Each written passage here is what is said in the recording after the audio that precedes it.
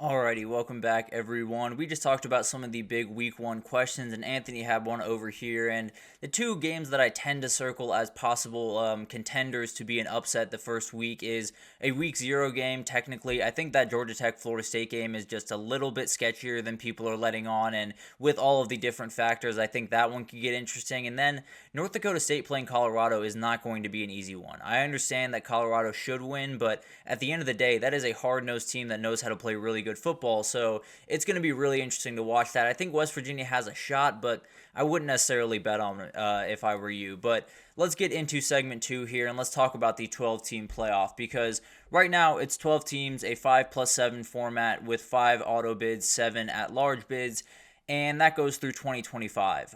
We will have that for the next 2 years, but will we have it in 2026? I tend to believe no. I think there's not going to be a lot of push to keep this in place. I think it's going to be one of those things that we see for 2 years, and it's kind of just a blip in college football's history. So definitely will be a really interesting thing to kind of unpack as it kind of continues on, but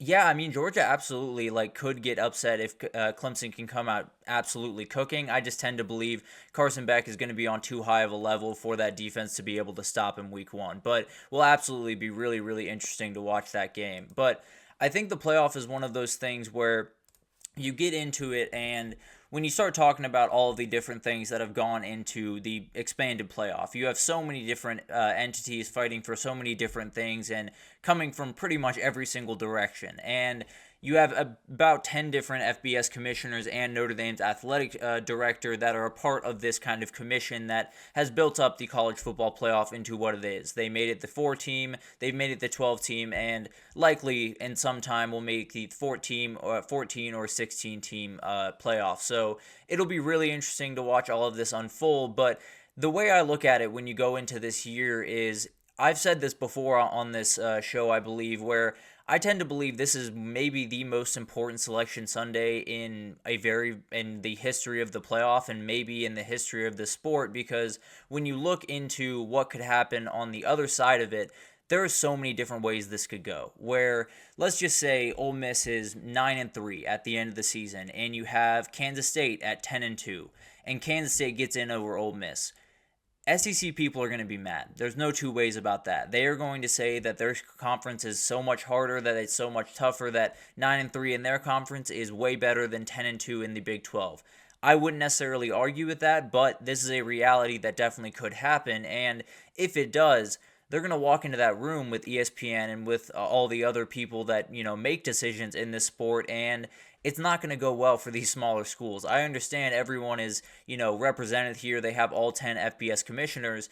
Not all 10 have the same pull. That's just the reality, and in overarching, they don't have the same pull with ESPN, which is really the big time crux here, where they're going to make the decision at the end of the day in a lot of ways. So it's going to be really, really interesting to kind of see this unfold and see, which interests overweigh others, and definitely see how this goes on Selection Sunday, because at the end of the day, the group of 5 commissioners are going to want to fight to have a seat at the table, but I would be surprised if the FBS schools or the big-time Power 4 schools didn't come back to the table saying we don't want auto bids anymore. It was something that was talked about at the SEC media days. I'm sure it's something that's being talked about at Big Ten media days right now is, we're all good with this auto bid system right now, but if we don't necessarily get the amount of teams that we expect to get in from the Big Ten or the SEC, we're not going to be as good about, the ACC getting in if you go 9-4 and just win a not so good conference. So I think it's going to be a really interesting conversation, and I think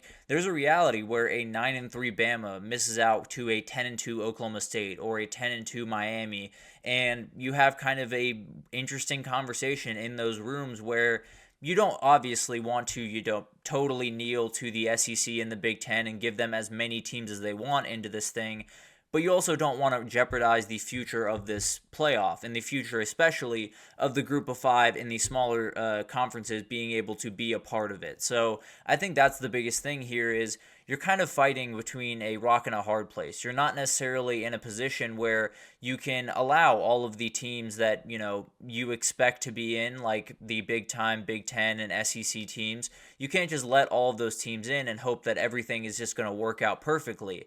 on the other side of things, you can't just let everyone in based on how good their record is and expect them to not come in angry. So I think it's going to be kind of that battle back and forth, and we'll figure out on Selection Sunday how big of a deal it's going to be, because maybe there won't be that many people left out, but I tend to believe there's going to be at least one team that from the SEC and the Big Ten that feels they deserve to be in, that probably does deserve to be in, that will be left out. Whether that's Michigan or Penn State or Ole Miss or Bama or Texas or Georgia, I don't know. But at the end of the day, I think there's going to be someone that walks into that room where they're negotiating, I believe in January, and they'll have a decision by the end of 2025 on what the future is. They're going to walk into that room and demand some things. There's no two ways about that. And I think there's going to be a huge push to get rid of auto bids. I've said this on here before. I'm not an auto bid person. I don't think it's the right way to go about business, especially if you're trying to find a real national title winner. So I think that's one of the big things here. I would be in favor of taking away auto bids. Then you cause it a whole other problem where maybe the ACC and the Big 12 get one team in and the SEC and the Big 10 get everyone else in. So that creates kind of a different issue that definitely will be interesting to unpack. But you're kind of walking a tightrope if you're the conference or if you're the CFP committee this upcoming year, because you don't want to lean too far in the SEC and Big Ten's direction, but you also don't want to run the risk of them just taking their ball and going to play elsewhere, because they can do that. They absolutely have the pull at ESPN, at some of the big-time networks, where they can go off and make their own playoff and really not miss too much of a beat when it comes to media rights deals. Now, there would be a ton of hurdles to jump through. There's no two ways about that, but it's definitely something that absolutely could happen, and something that will be really, really interesting as it kind of comes forward. And one of the other things I kind of wanted to unpack real quick here is, in this playoff, you obviously have those first-round games, and it sounds like those first-round games aren't necessarily as cut and dry as we once thought. It felt like, it was going to be at the home stadium of the higher seed, and that was the end-all, be-all. But we heard the college football playoff chair speaking, I believe, at SEC Media Days. It could have been at another event, but he was talking about the college football playoff and those first-round games and how they'll go about, deciding who gets that first-round game.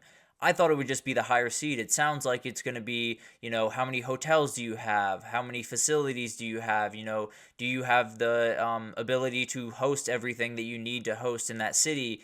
And that's just ridiculous. I'll just be totally honest. There's no world where any of this can happen not on college campuses. And I tend to believe that it'll end up happening wherever it needs to happen, at the higher seeds college field. But at the end of the day, it's one of those things where you can't have a home college football playoff game and then be playing in your practice facility, or be playing in a whole other state, which was an idea that was kicked around by Ohio State's athletic director, Gene Smith, but has come around to the idea of having it in the horseshoes. So this is going to be another really interesting thing to watch, and could kind of impact these discussions down the road. But overall, the thing that I'm watching is, what happens if the SEC gets 5 teams in instead of getting 6, or they get 3 teams in instead of getting 4, and they have beef once they walk into that room in January? Because at the end of the day, they're going to have a lot of energy, and they're going to have a lot of power to kind of wield that, and it could lead to the end of the 12-team playoff. And I'm all for, having a playoff in general, and I'm all for having everyone have a seat at the table. But at the end of the day, you run a huge risk if you don't let an Ole Miss team in, or if you don't let an Alabama team in, or what have you at the end of the year. And then you run the risk of the SEC and the Big Ten meeting behind closed doors and saying, yeah, we're just going to have our own playoff. We're just going to play our own thing over here, and y'all worry about yourselves. We're just going to do our own thing and be able to handle all this, because that would really hurt every single other conference. So I think it's one of those things where it's going to be a really interesting Selection Sunday, because there's going to be a lot of really angry teams. It just matters, where are those angry teams? Are they in the SEC? Are they in the Big Ten? Because that might dictate how long this 12-team playoff is in effect, and how long we have to, deal with the auto bid system. All that different type of stuff is definitely going to be impacted by a couple hours on that Sunday. So it'll be really, really interesting to watch that. What's up, Hawaiian 5-0? Very good to see you. But definitely going to be really interesting to watch. But we will take our second break here. When we come back, we're going to talk about SMU. There is a ton of stuff going on in Dallas, and there's a lot of juice around that program that I think a lot of people aren't seeing, because it's just a little bit below the surface. But we'll break it down right after this, so stick with us.